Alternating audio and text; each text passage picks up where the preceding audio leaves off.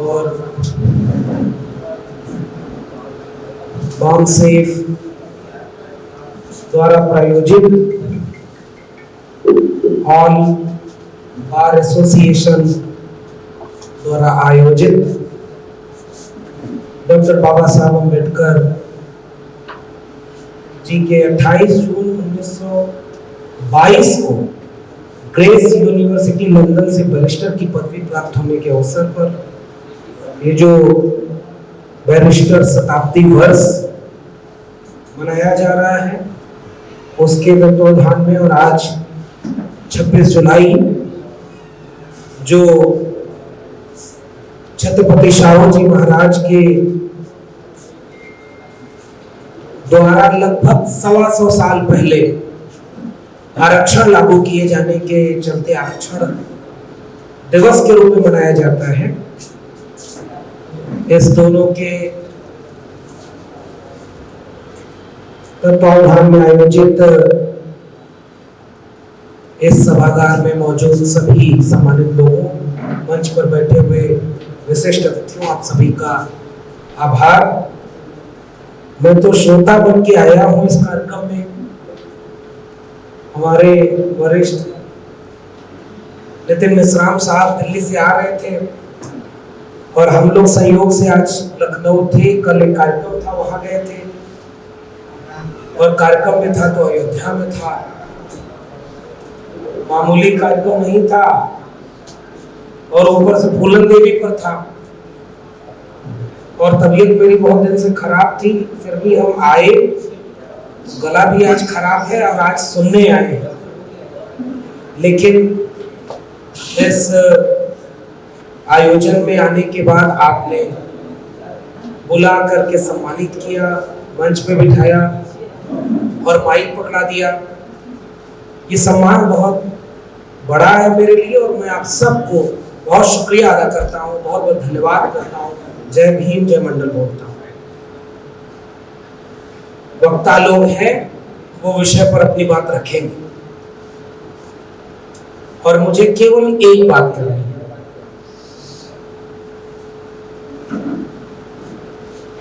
विषय जो है बैरिस्टर होना, बाबा साहब का बैरिस्टर होना, उनकी अगुवाई में भारत के संविधान का ड्राफ्ट बनना, भारत का संविधान लागू होना, उसकी पृष्ठभूमि में छत्रपति शाहू जी द्वारा 125 साल पहले एक इतना बड़ा काम कर देना कि जिस देश में सैकड़ों साल से आरक्षण एक ही जाति को मिल रहा था, उस जाति के बिना जितने लोग आ रहे हैं उन्हें 50% आरक्षण लागू कर दिया। ये काम करने वाले पहले शख्स थे छत्रपति शाहू जी महाराज। उसकी पृष्ठभूमि में फिर भारत के संविधान में आरक्षण को लागू किया जाना, और संविधान लागू होने के बाद बाबा साहब का ये कहना कि हमने एक व्यक्ति एक वोट का अधिकार तो दे दिया, लेकिन ये राजनीतिक बराबरी तब तक कोई अर्थ नहीं रखेगी जब तक सामाजिक और आर्थिक बराबरी समाज में नहीं आएगी।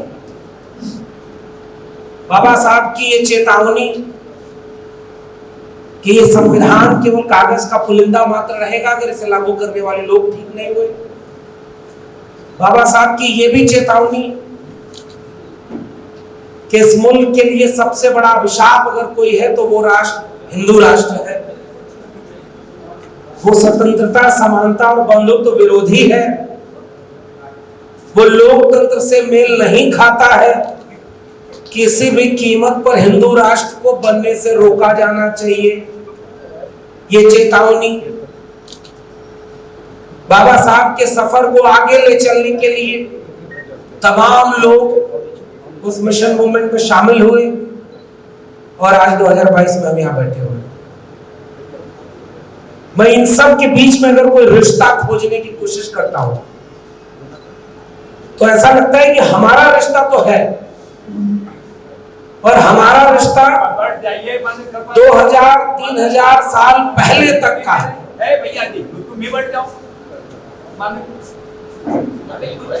आप खड़े हो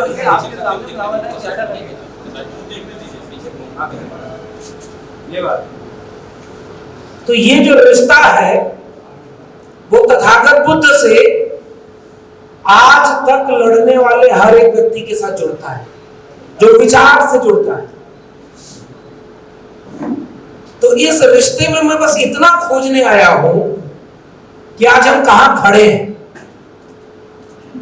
भाई इतने लोग तो इस पूरी विरासत के चलते मिल गए कि अब मंच पर भी बैठते हैं। कोई भी जगह ऐसी नहीं है पूरे देश की, इस समय देश नहीं दुनिया की, जिसमें इन महापुरुषों के वारिस ना हो। और वैचारिक वारिस की बात कर रहा हूं, जाति वाले की नहीं जिसको प्रधानमंत्री बना दिया जाए, राष्ट्रपति बना दिया जाए। वैचारिक लोग, क्योंकि आज इस सभागार में भी जितने लोग हैं ये वैचारिक लोग में नहीं मानते। तो हम बहुत पीछे थे, वहां से यहां तक तो आ गए और ताकत मिलती है हमें एक दूसरे से। आप जिनसे मैं कभी नहीं मिला हूं, वो लोग जब अचानक किसी जगह पर जाओ और पहचानते हैं, सम्मान देते हैं, तो समझ में आता है कि चलो जो बात हम कर रहे हैं उसको सुनने समझने मानने वाले लोग और भी हैं। तो आप जो सम्मान देते हैं तो हमारी हिम्मत बढ़ती है, आपसे हम ऊर्जा लेते हैं।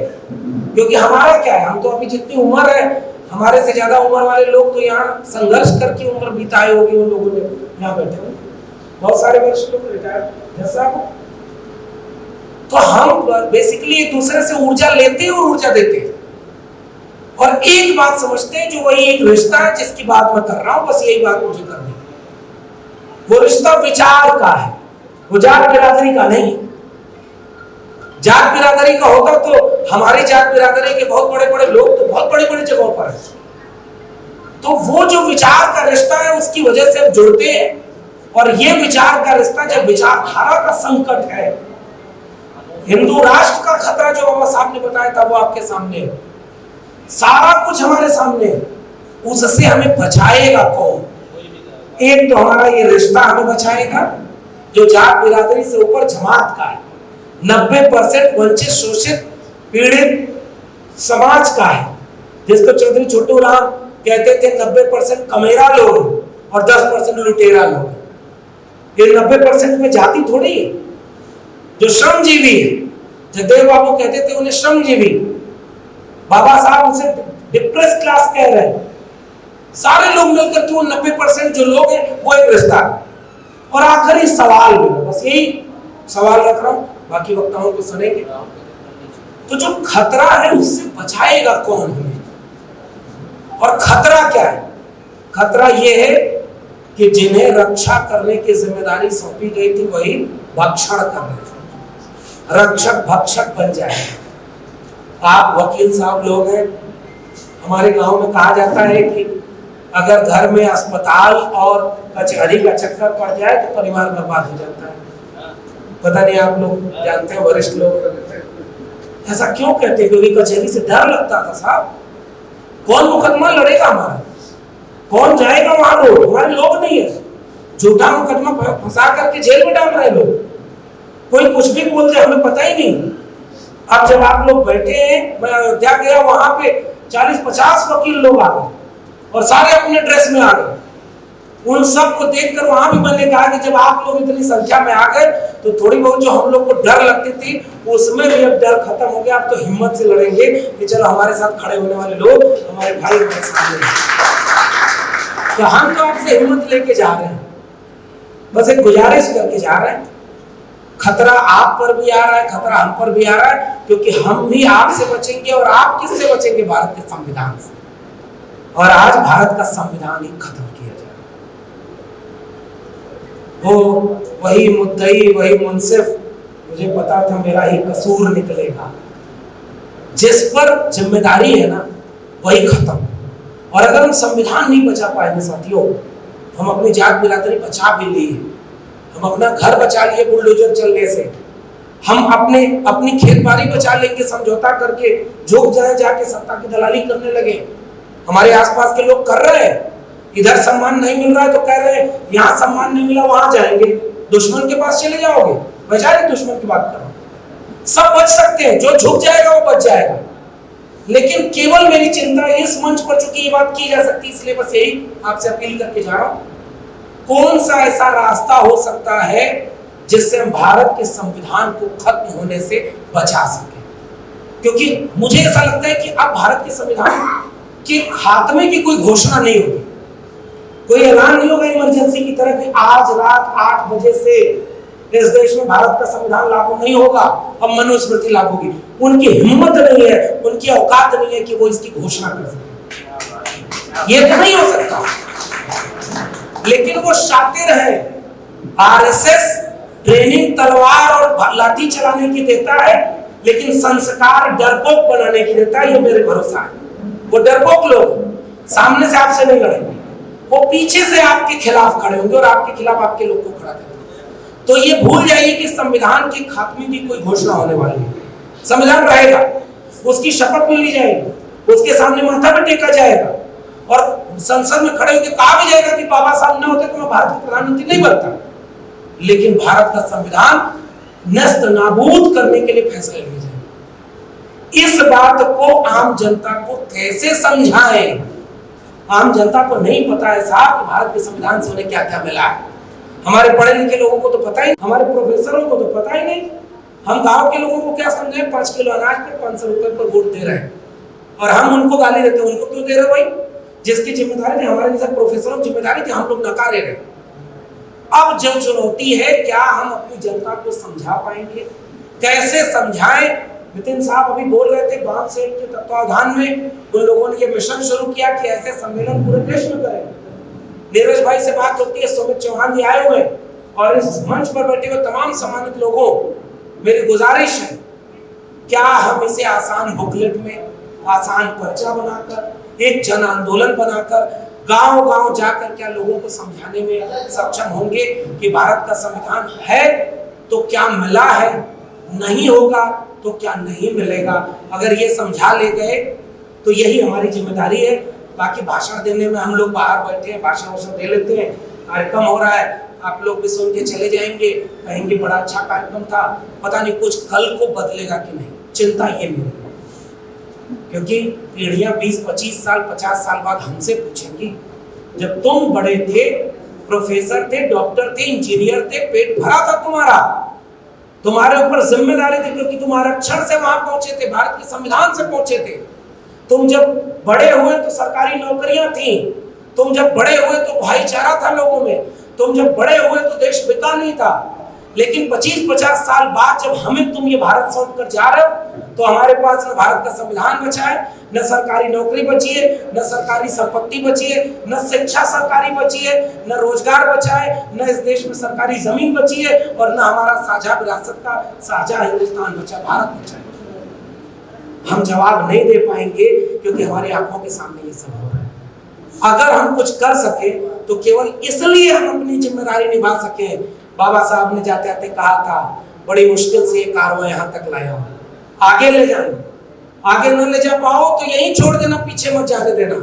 मैं खुलेआम कह रहा हूं, हमारी आंखों के सामने ये कारवां मीलों पीछे जा चुका है, हम कबूल नहीं कर रहे साहब।